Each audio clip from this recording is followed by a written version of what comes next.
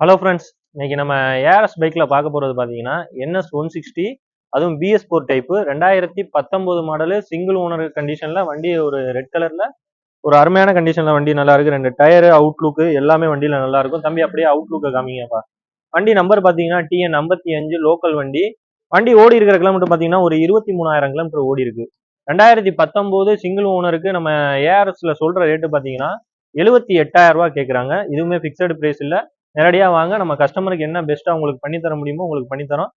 ஒரு 30 கிலோமீட்டர் சரௌண்டிங்ல இருந்தீங்கன்னா இதுக்கு ஈஸியாக நம்ம ஃபைனான்ஸ் ரெடி பண்ணி தந்துடலாம்.